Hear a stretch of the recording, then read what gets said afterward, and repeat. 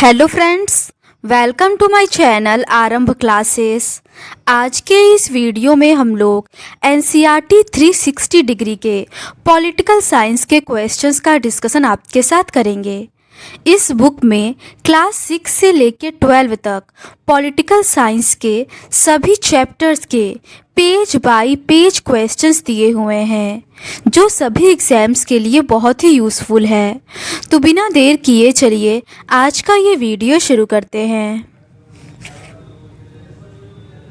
Class 12th के chapter 5 तक के क्वेश्चंस का डिस्कशन हम लोगों ने इस सीरीज़ के प्रीवियस पार्ट में कर लिया है। आज हम लोग उसके आगे के क्वेश्चंस का डिस्कशन आपके साथ करेंगे। आगे के प्रश्न चैप्टर 6 लोकतांत्रिक व्यवस्था का संकट से रिलेटेड है। पहला प्रश्न है, किस वर्ष के चुनाव अभियान में कांग्रेस ने गरीबी हटाओ का नारा दिया था? इसका सही आंसर है ऑप्शन बी, 1971 में। 1971 के चुनाव में कांग्रेस ने गरीबी हटाओ का नारा दिया था। 1971 से 72 के बाद के सालों में भी देश की सामाजिक आर्थिक दशा में खास सुधार नहीं हुआ। बांग्लादेश के संकट से भारत की अर्थव्यवस्था पर भारी बोझ पड़ा था। लगभग 80 लाख लोग पूर्वी पाकिस्तान की सीमा पार करके भारत आ गए थे। इसके बाद पाकिस्तान से युद्ध भी करना पड़ा। युद्ध के बाद अमेरिका ने भारत को हर तरह की सहायता देना बंद कर दिया। इसी अवधि में अंतर्राष्ट्रीय बाजार में तेल की कीमतों में कई गुना बढ़ोतरी हुई। इससे विभिन्न चीज़ों की कीमत भी तेजी से बढ़ी। 1973 में चीज़ों की कीमत में 23% और 1974 में 30% तक इजाफा हुआ। इस तीव्र मूल्य से लोगों को भारी कठिनाई हुई। अगला प्रश्न है, 1960 के दशक में मार्क्सवादी लेनिनवादी अथवा नक्सलवादी के नाम से जाने गए समूह भारत के किस राज्य में सबसे ज़्यादा सक्रिय थे? इसका सही आंसर है ऑप्शन डी, पश्चिम बंगाल। संसदीय राजनीति में विश्वास न रखने वाले कुछ मार्क्सवादी समूहों की सक्रियता भी इस अवधि में बढ़ी। इन समूहों ने मौजूदा राजनीतिक प्रणाली और पूंजीवादी व्यवस्था को खत्म करने के लिए हथियार उठाया तथा राज्य विरोधी तकनीकों का सहारा लिया। ये समूह मार्क्सवादी, लेनिनवादी अथवा नक्सलवादी के नाम से जाने गए। ऐसे समूह पश्चिम बंगाल में सबसे ज़्यादा सक्रिय थे। पश्चिम बंगाल की सरकार ने इन्हें दबाने के लिए कठोर कदम उठाए। अगला प्रश्न है, गुजरात के छात्रों ने निम्नलिखित में से किन मुद्दों पर विरोध किया था? इसका सही आंसर है ऑप्शन सी, महंगाई और भ्रष्टाचार। गुजरात और बिहार दोनों ही राज्यों में कांग्रेस की सरकार थी। यहाँ के छात्र आंदोलन ने इन दोनों प्रदेशों की राजनीति पर गहरा असर तो डाला ही, राष्ट्रीय स्तर की राजनीति पर भी इसके दूरगामी प्रभाव हुए। 1974 के जनवरी माह में गुजरात के छात्रों ने खाद्यान्न, खाद्य तेल तथा अन्य आवश्यक वस्तुओं की बढ़ती हुई कीमत तथा उच्च पदों पर जारी भ्रष्टाचार के खिलाफ आंदोलन छेड़ दिया। छात्र आंदोलन में बड़ी राजनीतिक पार्टियां भी शरीक हो गईं और इस आंदोलन ने विकराल रूप धारण कर लिया। ऐसे में गुजरात में राष्ट्रपति शासन लगा दिया गया। विपक्षी दलों ने राज्य की विधानसभाओं के लिए दोबारा चुनाव कराने की मांग की। कांग्रेस ओ के प्रमुख नेता मोरारजी देसाई ने कहा कि अगर राज्य में नए सिरे से चुनाव नहीं करवाए गए तो मैं अनिश्चितकालीन भूख हड़ताल पर बैठ जाऊंगा। मोरारजी अपने कांग्रेस के दिनों में इंदिरा गांधी के मुख्य विरोधी रहे थे। विपक्षी दलों द्वारा समर्थित छात्र आंदोलन के गहरे दबाव ने 1975 के जून में विधानसभा के चुनाव हुए। कांग्रेस इस चुनाव में हार गई। अगला प्रश्न है, संपूर्ण क्रांति का आह्वान निम्नलिखित में से किस नेता ने किया था? इसका सही आंसर है ऑप्शन सी, जयप्रकाश नारायण ने। 1974 के मार्च माह में बढ़ती हुई कीमतों, खाद्यान्न के अभाव, बेरोजगारी और भ्रष्टाचार के खिलाफ बिहार के छात्रों ने आंदोलन छेड़ दिया। आंदोलन के क्रम में उन्होंने जयप्रकाश नारायण को बुलावा भेजा। जेपी तब सक्रिय राजनीति छोड़ चुके थे और सामाजिक कार्यों में लगे हुए थे। छात्रों ने अपने आंदोलन की अगुवाई के लिए जयप्रकाश नारायण को बुलावा भेजा था। जेपी ने छात्रों का निमंत्रण इस शर्त पर स्वीकार किया कि आंदोलन अहिंसक रहेगा और अपने को सिर्फ बिहार तक सीमित नहीं रखेगा। इस प्रकार छात्र आंदोलन ने एक राजनीतिक चरित्र ग्रहण किया और उसके भीतर राष्ट्रव्यापी अपील आई। जीवन के हर क्षेत्र के लोग अब आंदोलन में आ जुड़े। जयप्रकाश नारायण ने बिहार की कांग्रेस सरकार को बर्खास्त करने की मांग की। उन्होंने सामाजिक, आर्थिक और राजनीतिक दायरे में संपूर्ण क्रांति का आह्वान किया ताकि उन्हीं के शब्दों में सच्चे लोकतंत्र की स्थापना की जा सके। बिहार की सरकार के खिलाफ लगातार घेराव, बंद और हड़ताल का एक सिलसिला चल पड़ा। बहरहाल सरकार ने इस्तीफा देने से इनकार कर दिया। संपूर्ण क्रांति अब नारा है, भावी इतिहास हमारा है 1974 के बिहार आंदोलन का एक नारा था। अगला प्रश्न है, किस वर्ष में जयप्रकाश नारायण ने जनता के संसद मार्च का नेतृत्व किया था? इसका सही आंसर है ऑप्शन डी 1975 में। 1975 में जेपी ने जनता के संसद मार्च का नेतृत्व किया। देश की राजधानी में अब तक इतनी बड़ी रैली नहीं हुई थी। जयप्रकाश नारायण को अब भारतीय जनसंघ, कांग्रेस, भारतीय लोकदल, सोशलिस्ट पार्टी जैसे गैर कांग्रेसी दलों का समर्थन मिला। इन दलों ने जेपी को इंदिरा गांधी के विकल्प के रूप में पेश किया। लोकनायक जयप्रकाश नारायण युवावस्था में मार्क्सवादी, कांग्रेस, सोशलिस्ट पार्टी और सोशलिस्ट पार्टी के संस्थापक थे। महासचिव 1942 के भारत छोड़ो आंदोलन के नायक थे। नेहरू के उत्तराधिकारी के रूप में देखे गए। नेहरू मंत्रिमंडल में शामिल होने से इनकार कर दिया। 1955 के बाद सक्रिय राजनीति छोड़ी।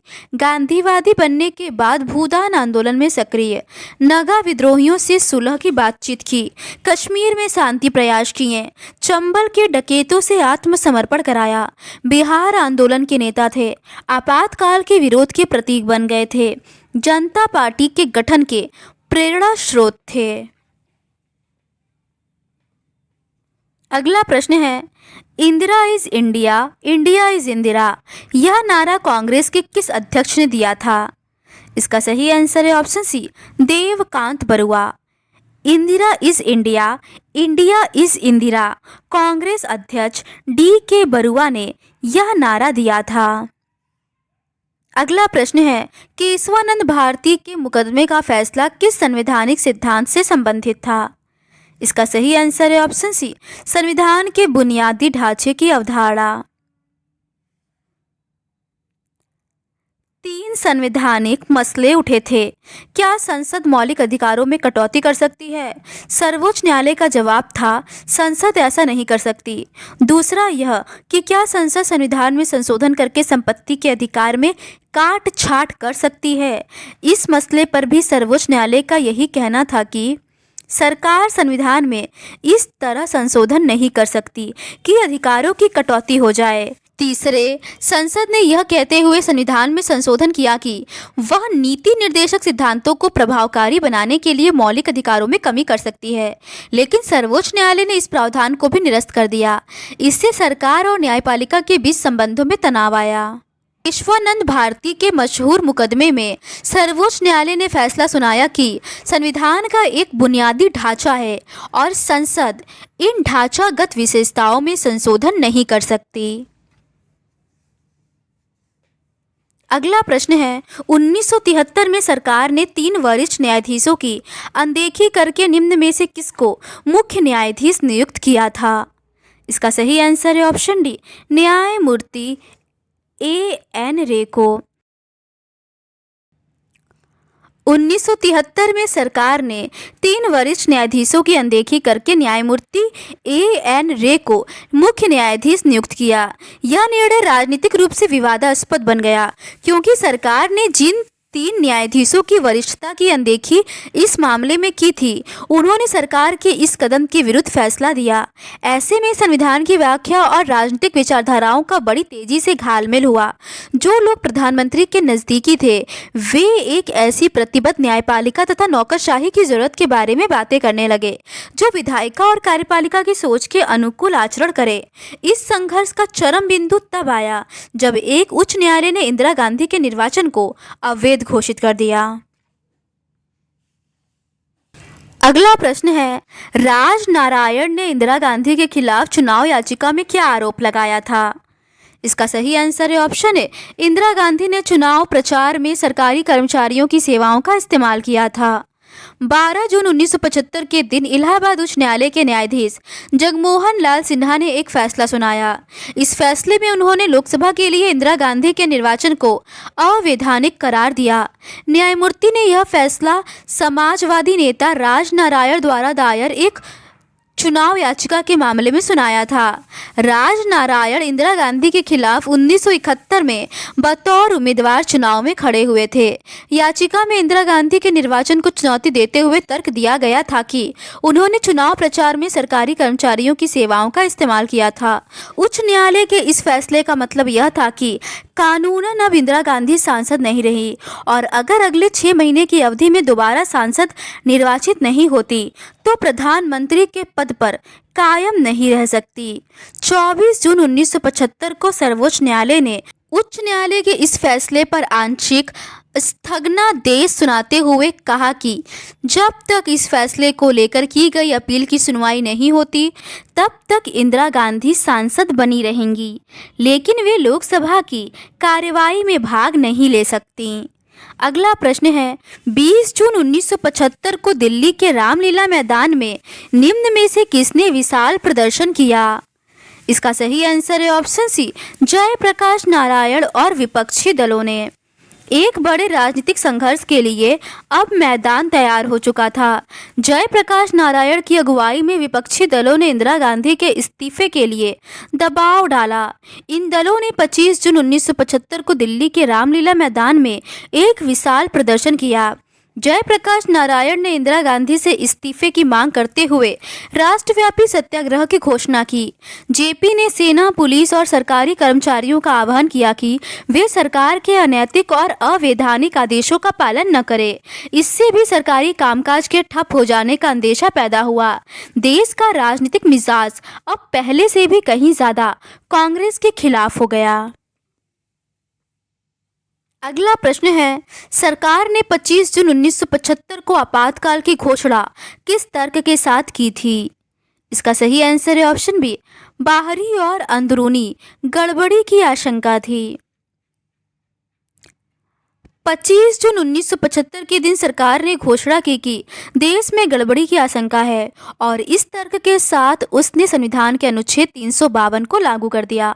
इस अनुच्छेद के अंतर्गत प्रावधान किया गया कि बाहरी अथवा अंदरूनी गड़बड़ी की आशंका होने पर सरकार आपातकाल लागू कर सकती है। सरकार का निर्णय था कि गंभीर संकट की घड़ी आन पड़ी है और इस वजह से आपातकाल की घोषणा जरूरी हो गई है। अगला प्रश्न है, आपातकाल की घोषणा के साथ निम्न में से क्या होता है? इसका सही आंसर है ऑप्शन सी, संघीय ढांचा निष्प्रभावी हो जाता है और सारी शक्तियां केंद्र सरकार के हाथ में चली जाती हैं।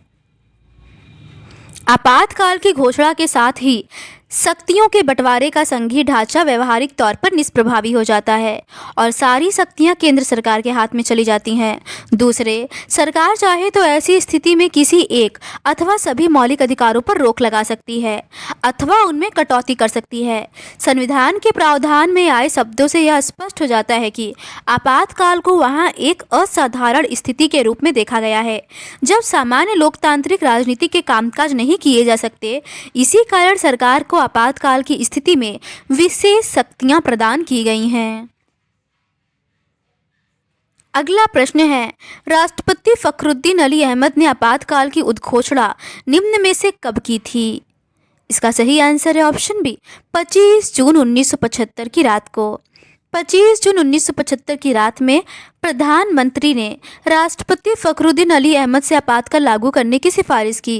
राष्ट्रपति ने तुरंत यह उद्घोषणा कर दी। आधी रात के बाद सभी बड़े अखबारों के दफ्तर की बिजली काट दी गई। तड़के सवेरे बड़े पैमाने पर विपक्षी दलों के नेताओं और कार्यकर्ताओं की गिरफ्तारी हुई। 26 जून की सुबह 6 बजे एक विशेष बैठक में मंत्रिमंडल को इन बातों की सूचना दी गई, लेकिन तब तक बहुत कुछ हो चुका था। अगला प्रश्न है, प्रेस की आज़ादी पर रोक को निम्न में से किस नाम से जाना जाता था? इसका सही आंसर है ऑप्शन डी, प्रेस सेंसरशिप। आपातकालीन प्रावधानों के अंतर्गत प्राप्त अपनी शक्तियों पर अमल करते हुए सरकार ने प्रेस की आज़ादी पर रोक लगा दी। समाचार पत्रों को कहा गया कि कुछ भी छापने से पहले अनुमति लेना जरूरी है। इसे प्रेस सेंसरशिप के नाम से जाना जाता है। अगला प्रश्न है, किसे आपातकालीन प्रावधानों के तहत प्रतिबंधित किया गया था? इसका सही आंसर है ऑप्शन ए, राष्ट्रीय स्वयंसेवक संघ और जमात ए इस्लामी।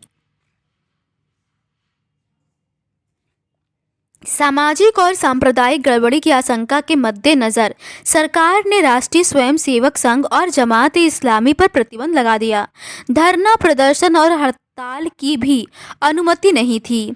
सबसे बड़ी बात यह हुई कि आपातकालीन प्रावधानों के अंतर्गत नागरिकों के विभिन्न मौलिक अधिकार निष्प्रभावी हो गए।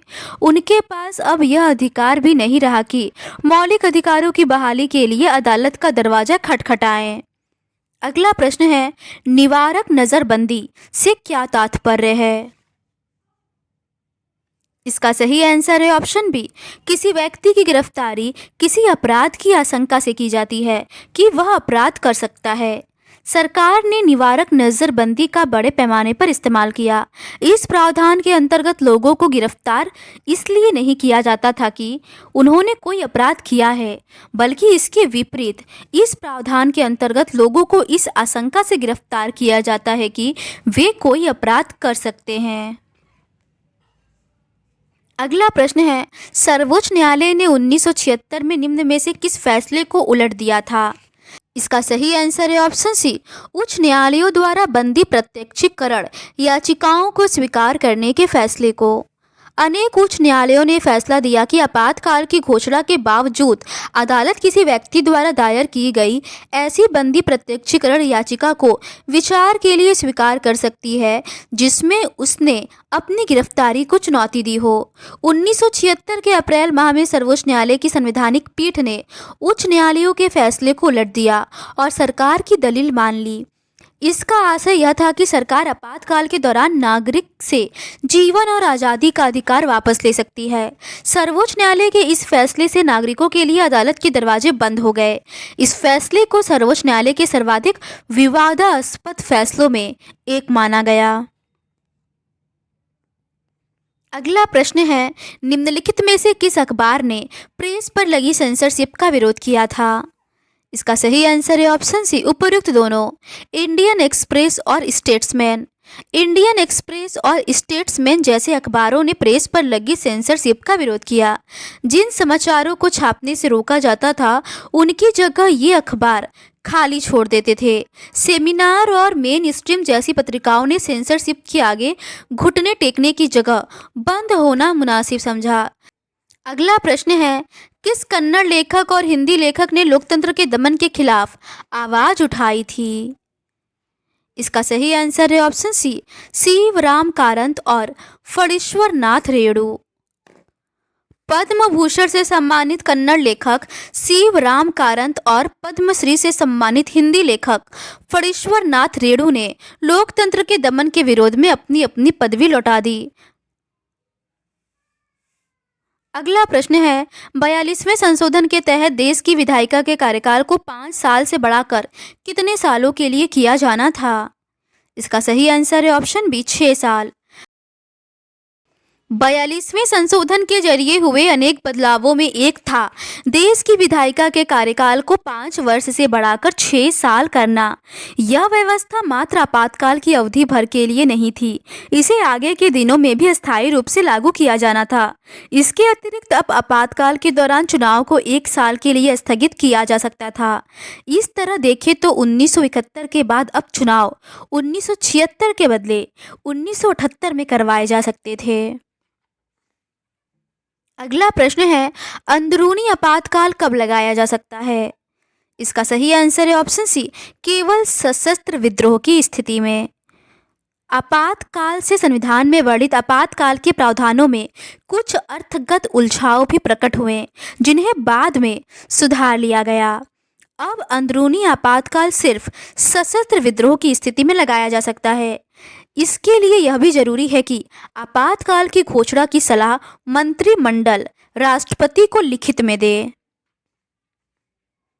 अगला प्रश्न है, शाह कमीशन की रिपोर्ट के अनुसार आपातकाल के दौरान पुलिस और प्रशासन किसकी चपेट में आ गए थे? इसका सही आंसर है ऑप्शन डी, राजनीतिक दबाव के। आपातकाल का वास्तविक क्रियान्वयन पुलिस और प्रशासन के जरिए हुआ। ये संस्थाएं स्वतंत्र होकर काम नहीं कर पाई।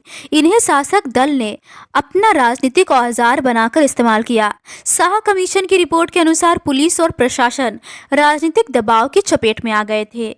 यह समस्या आपातकाल के बाद भी खत्म नहीं हुई। अगला प्रश्न है, आपातकाल का सबसे ज्यादा असर भारत के किस क्षेत्र में महसूस किया गया था? इसका सही आंसर है ऑप्शन है उत्तर भारत। जैसे ही आपातकाल खत्म हुआ और लोकसभा के चुनावों की घोषणा हुई, वैसे ही आपातकाल का सबसे जरूरी और कीमती सबक राज व्यवस्था ने सीख लिया। 1977 के चुनाव एक तरह से आपातकाल के अनुभवों के बारे में जनमत संग्रह थे। उत्तर भारत में तो खास तौर पर, क्योंकि यहाँ आपातकाल का असर सबसे ज्यादा महसूस किया गया था।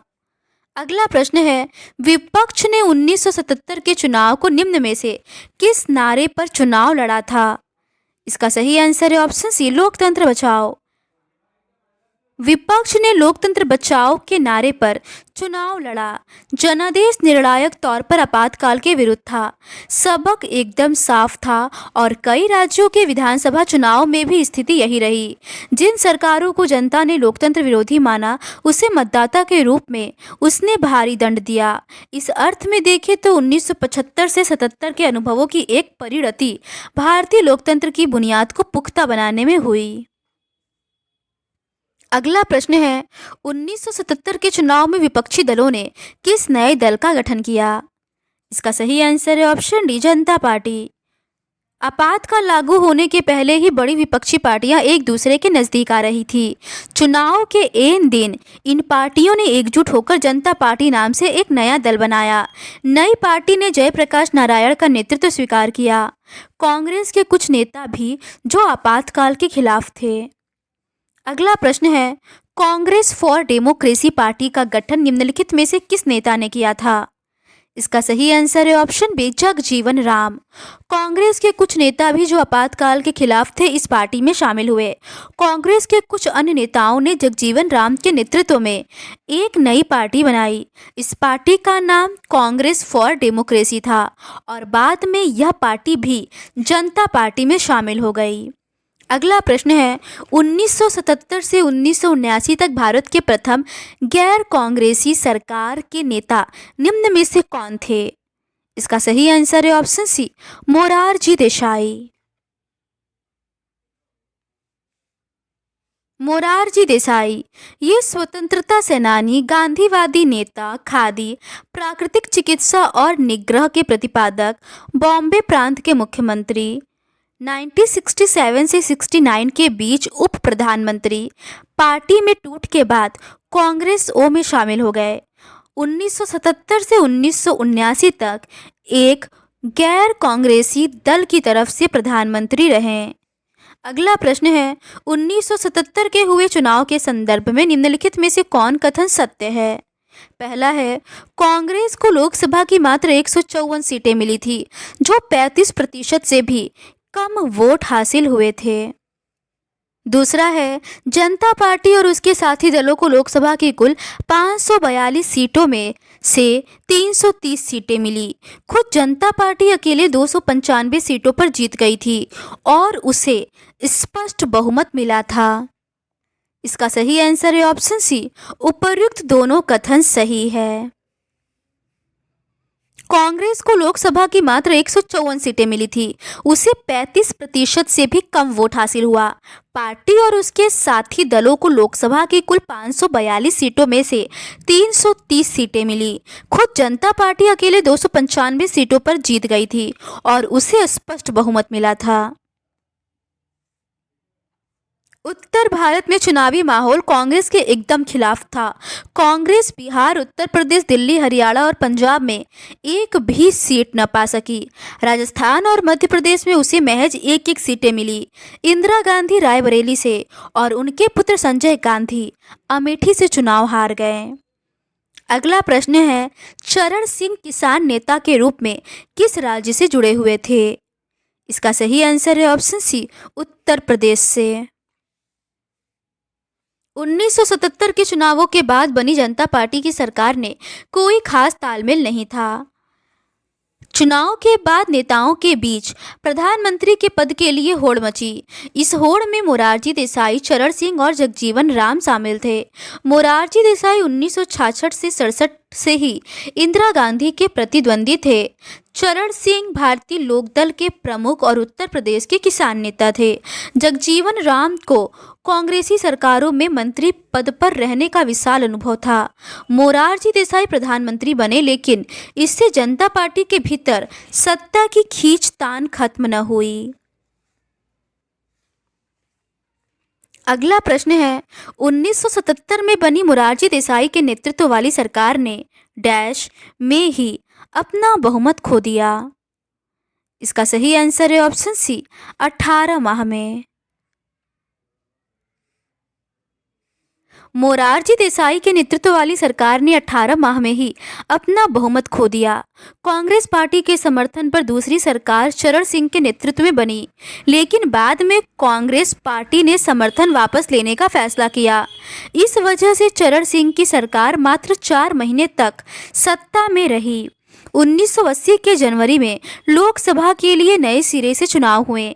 इस चुनाव में जनता पार्टी बुरी तरह परास्त हुई। जनता पार्टी को उत्तर भारत में करारी शिकस्त मिली, जबकि 1977 के चुनाव में उत्तर भारत में इस पार्टी को जबरदस्त सफलता मिली थी। इंदिरा गांधी के नेतृत्व में कांग्रेस पार्टी ने 1980 के चुनाव में एक बार फिर 1971 के चुनाव वाली कहानी दोहराते हुए भारी सफलता हासिल की।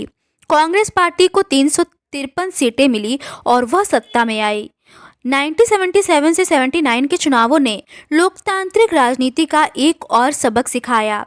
सरकार अगर अस्थिर हो और उसके भीतर कला हो तो मतदाता ऐसी सरकार को कड़ा दंड देते हैं। अगला प्रश्न है, 1967 में भारतीय क्रांति दल का गठन निम्नलिखित में से किसने किया था?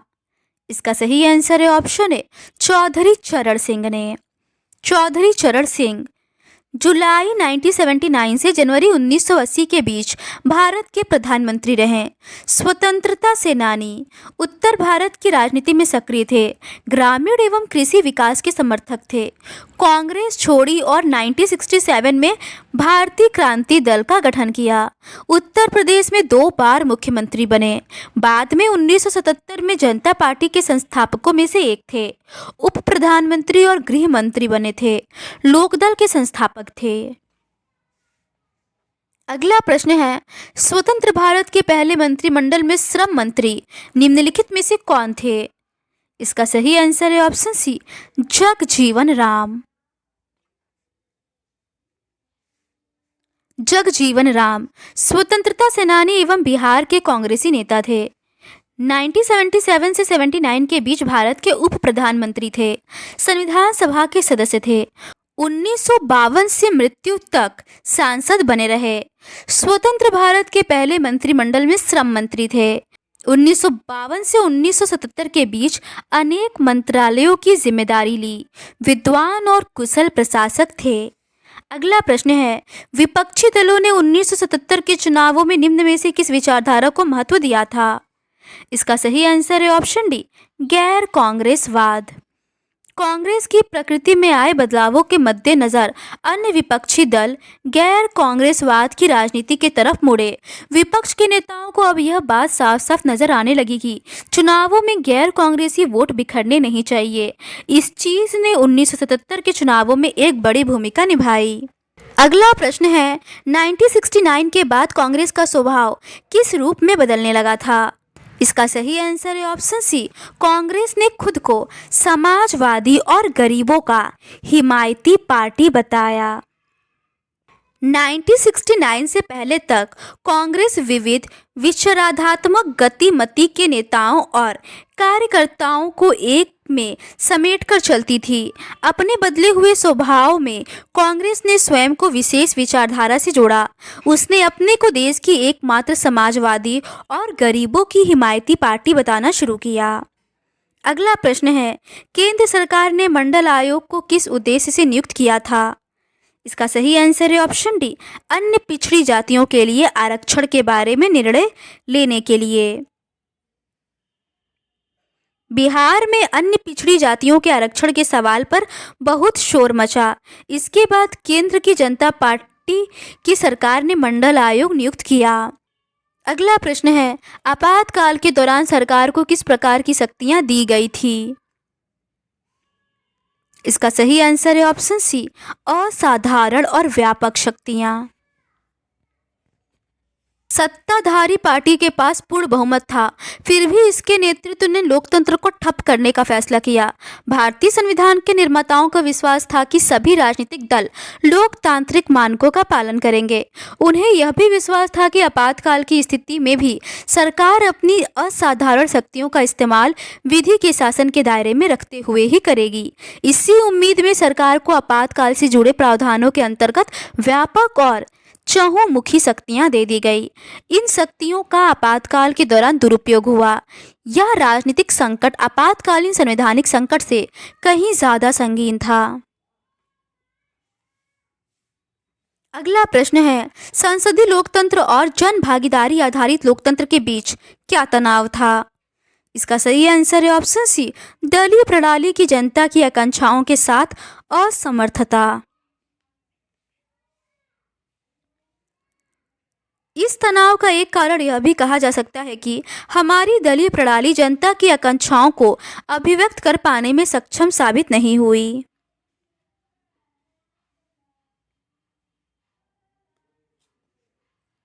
तो आज के इस वीडियो में बस इतना ही।